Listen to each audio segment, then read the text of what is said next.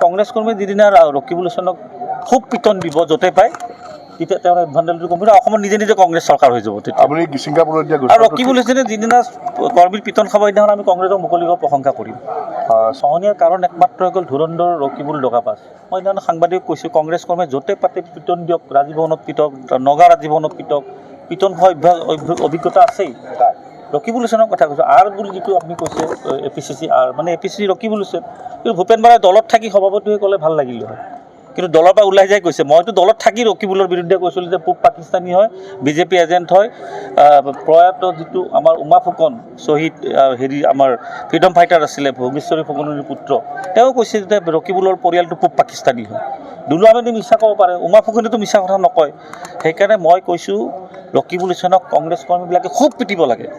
য'তে পায় ত'তে পিটিব লাগে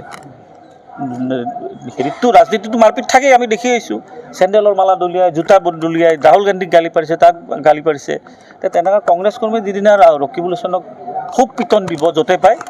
তেতিয়া তেওঁৰ এডভান্টেজটো কমিব অসমত নিজে নিজে কংগ্ৰেছ চৰকাৰ হৈ যাব তেতিয়া আপুনি ছিংগাপুৰত দিয়া আৰু ৰকিবুল হুছেইনে যিদিনা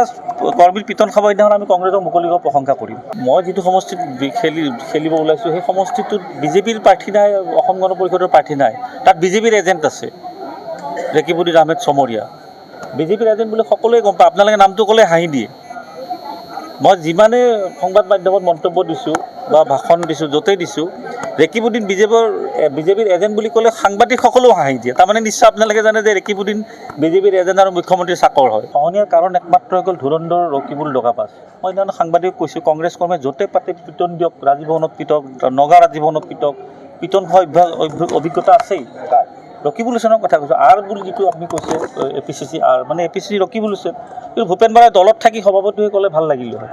কিন্তু দলৰ পৰা ওলাই যাই কৈছে মইতো দলত থাকি ৰকিবুলৰ বিৰুদ্ধে কৈছিলোঁ যে পূব পাকিস্তানী হয় বিজেপি এজেণ্ট হয়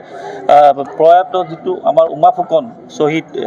আমাৰ ফ্ৰীডম ফাইটাৰ আছিলে ভোগেশ্বৰী ফুকননিৰ পুত্ৰ তেওঁ কৈছে যে ৰকিবুলৰ পৰিয়ালটো পূব পাকিস্তানী হয় দুলু আহমেদে মিছা ক'ব পাৰে উমা ফুকনেতো মিছা কথা নকয় সেইকাৰণে মই কৈছোঁ ৰকিবুল হুছেইনক কংগ্ৰেছ কৰ্মীবিলাকে খুব পিটিব লাগে য'তে পায় ত'তে পিটিব লাগে হেৰিতো ৰাজনীতিটো মাৰপিট থাকেই আমি দেখি আহিছোঁ চেণ্ডেলৰ মালা দলিয়াই জোতা দলিয়াই ৰাহুল গান্ধীক গালি পাৰিছে তাক গালি পাৰিছে তেনেকুৱা কংগ্ৰেছ কৰ্মী যিদিনা ৰকিবুল হুছেইনক খুব পিটন দিব য'তে পায় তেতিয়া তেওঁৰ এডভান্টেজটো কমিব অসমত নিজে নিজে কংগ্ৰেছ চৰকাৰ হৈ যাব তেতিয়া আপুনি ছিংগাপুৰত দিয়া আৰু ৰকিবুল হুছেইনে যিদিনা কৰ্মীৰ পিটন খাব সেইদিনাখন আমি কংগ্ৰেছক মুকলিকৈ প্ৰশংসা কৰিম মই যিটো সমষ্টিত